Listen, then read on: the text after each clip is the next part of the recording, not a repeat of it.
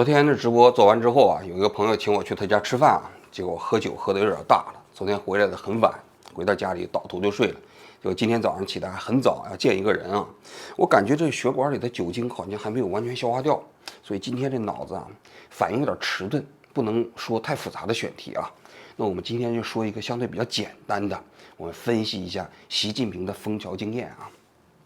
这个新闻啊，最近外电纷纷在报道啊，是因为习近平在上个星期，也就是11月6号，在北京召开了一个枫桥经验全国先进单位和先进个人的表彰大会。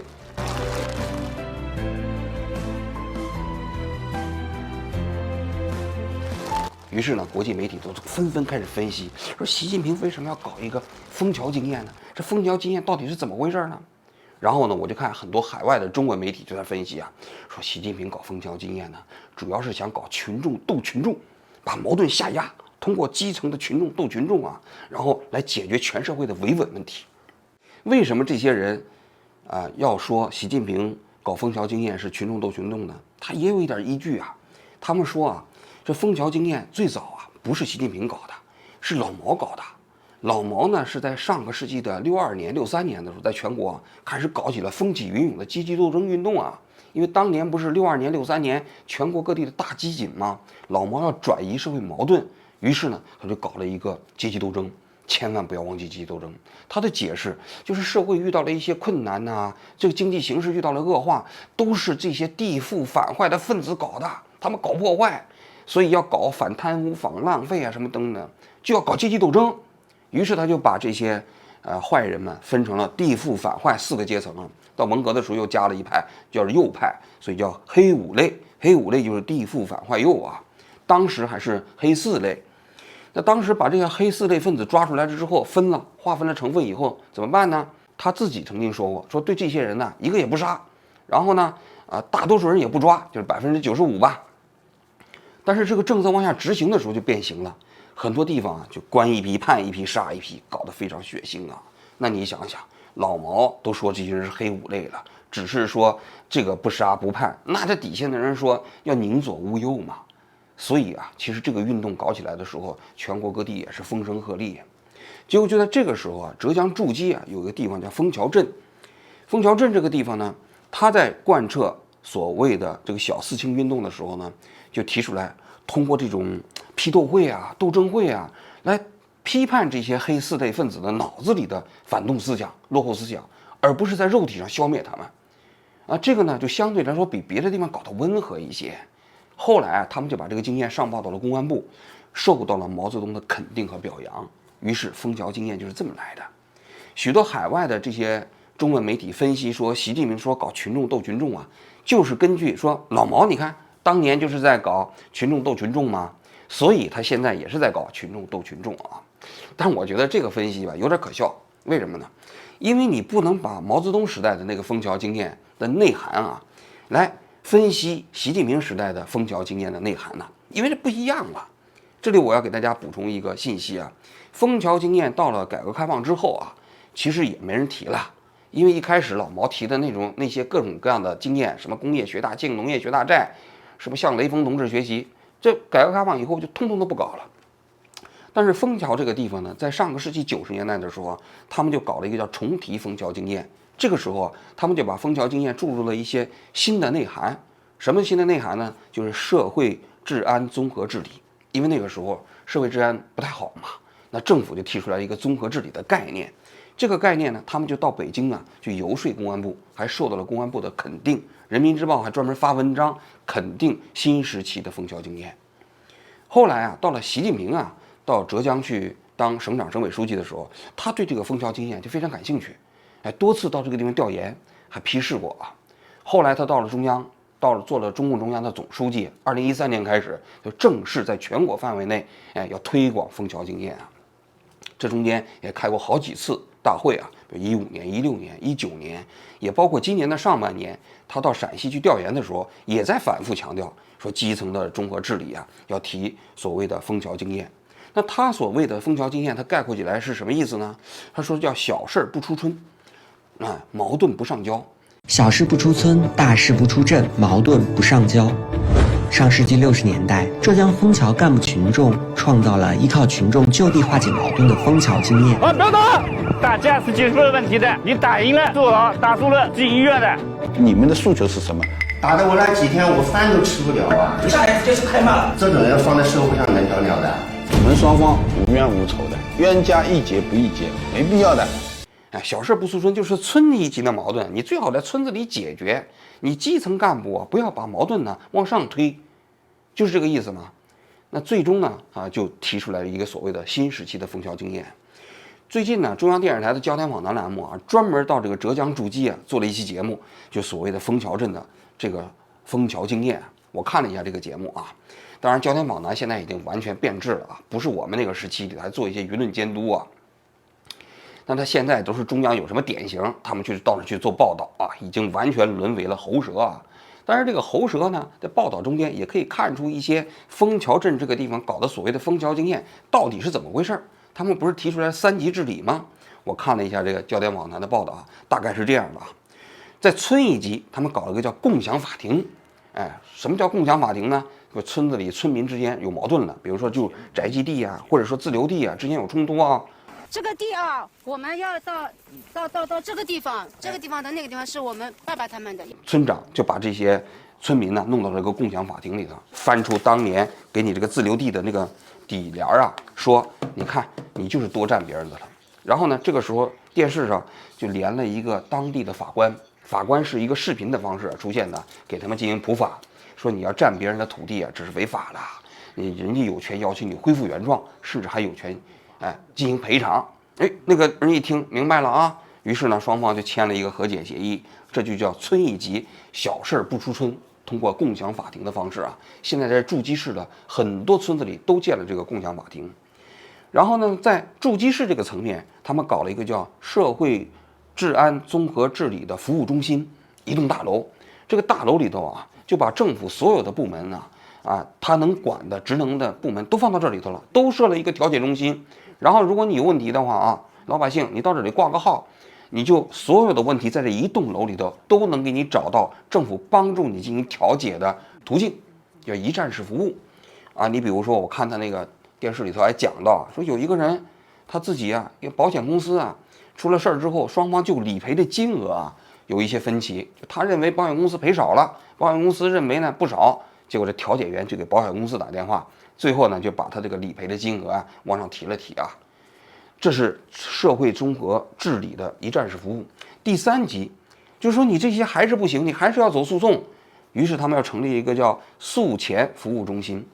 所谓诉前服务中心，就搞了一些退休的法官在这里头，如果你有一些法律服务诉讼的法律服务，它可以帮助你来实现啊。所以大家可以看了嘛，就现在的枫桥经验3级治理跟老毛那个时期的枫桥经验应该说已经完全不是一回事儿了。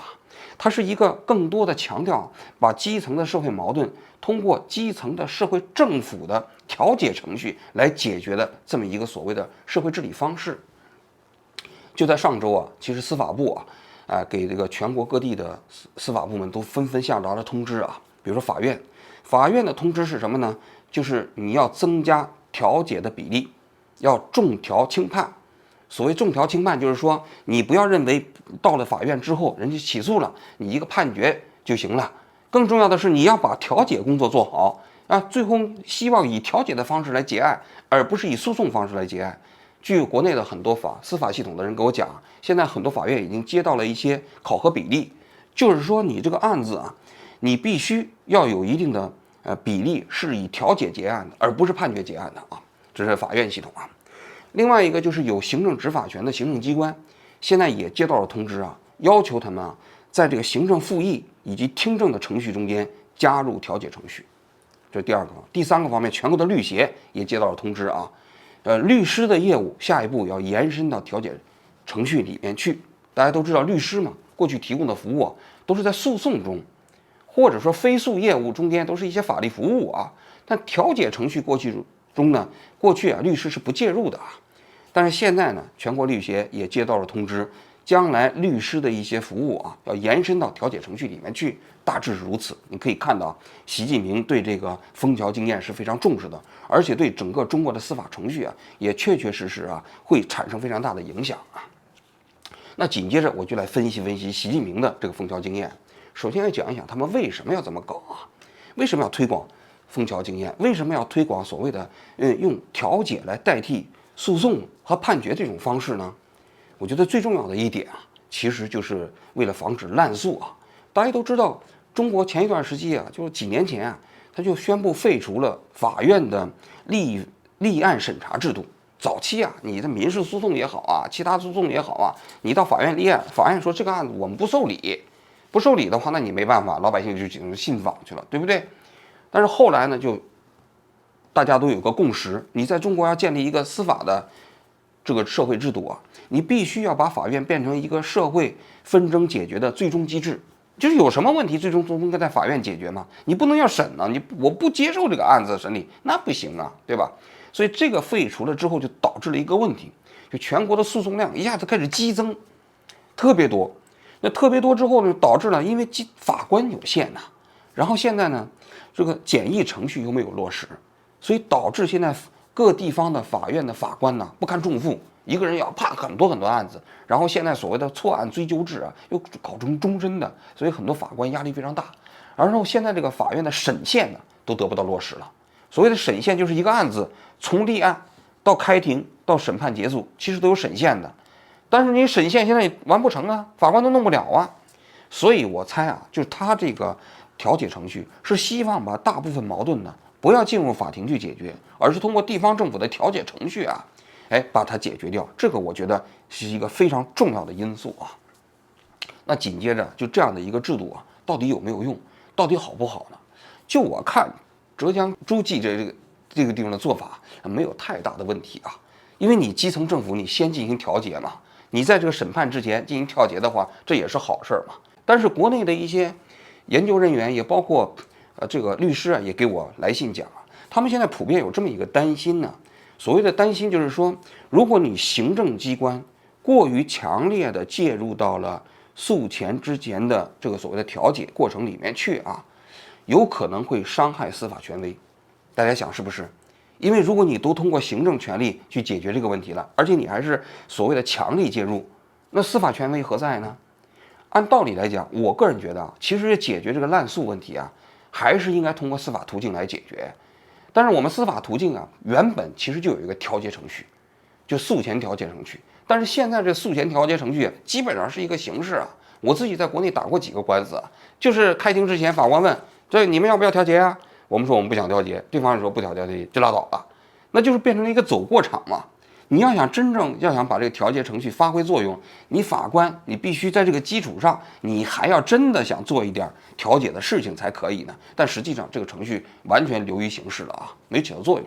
第二个，我觉得是简易程序没有发挥作用，因为有大量的基层诉讼啊，实际上都是一些鸡毛蒜皮的小事儿啊。这些鸡毛蒜皮的小事儿，如果你都是在法院走那种正常的诉讼程序啊，确实会导致整个司法程序不堪重负。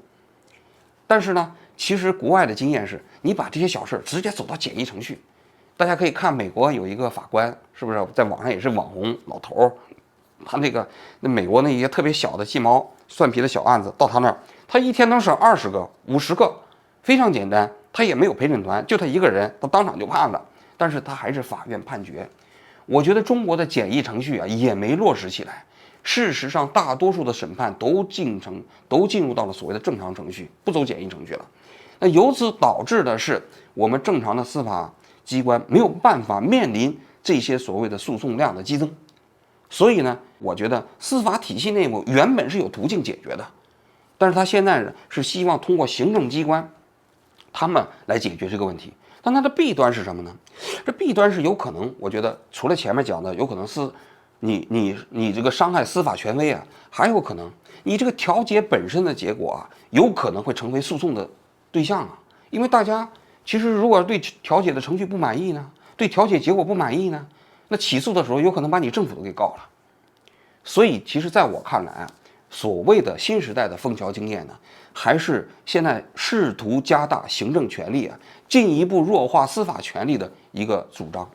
一个措施。这个可能是习近平现在搞枫桥经验的一个非常重要的原因啊。也就是说，他相信行政部门的权力能够解决社会问题，而不是相信司法权力啊能够解决社会的纷争问题。他也不希望通过司法权力来解决社会的纷争问题。这一点呢是非常非常重要的啊。第三个方面我要讲一下啊，我觉得中国啊有2个省比较特殊啊，一个是江苏，一个是浙江啊，这2个地方真的是人杰地灵啊。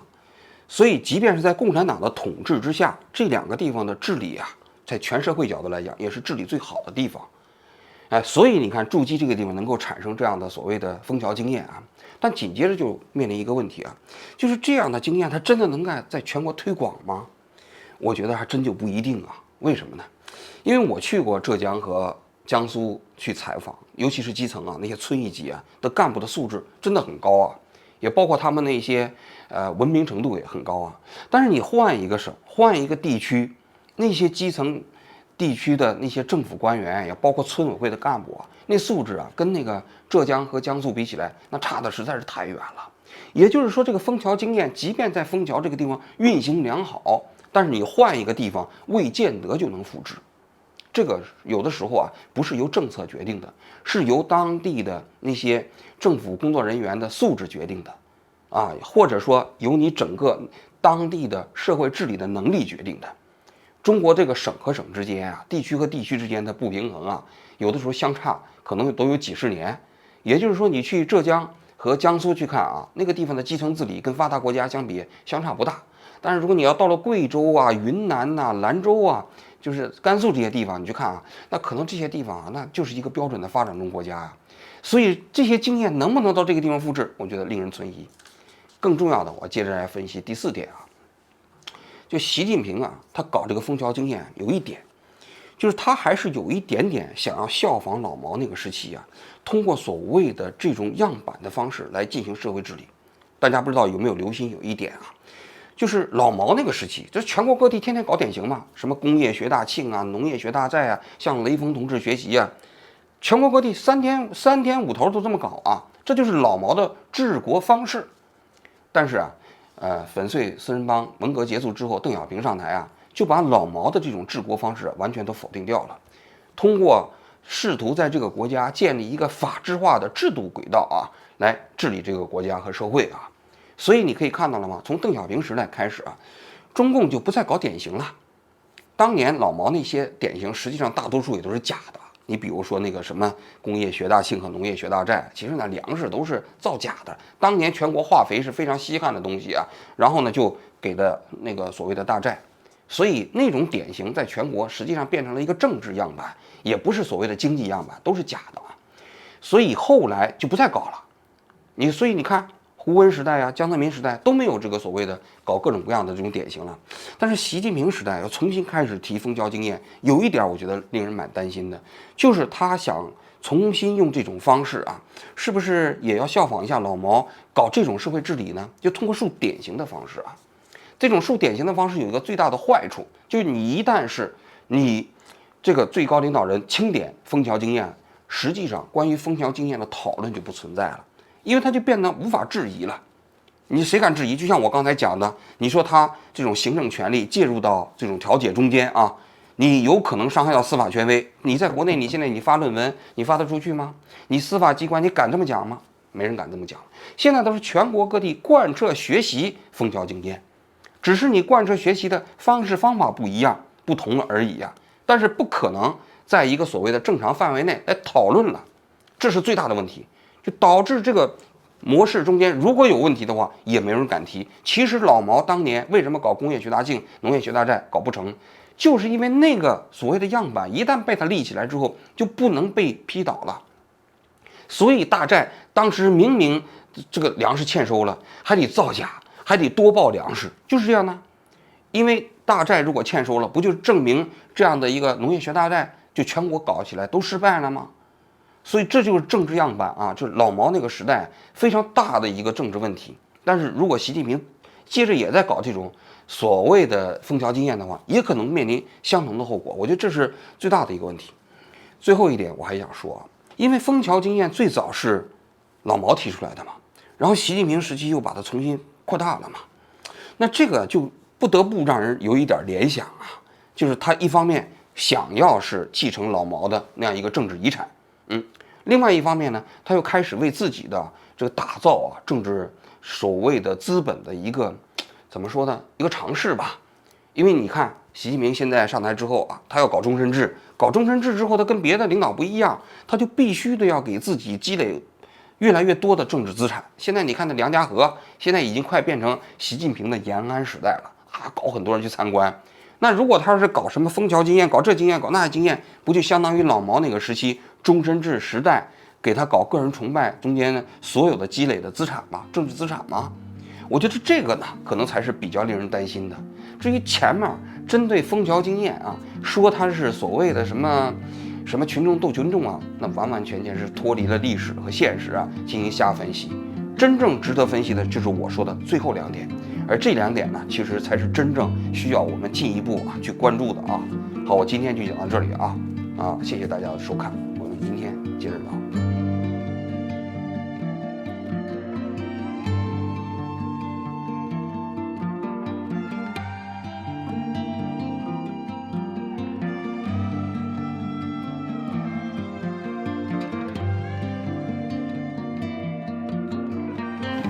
这个地啊，我们要到这个地方，这个地方的那个地方是我们爸爸他们的。司法官你好，关于这一块的法律法规上面一块，你具体给我们解释一下。根据《中华人民共和国民法典第1167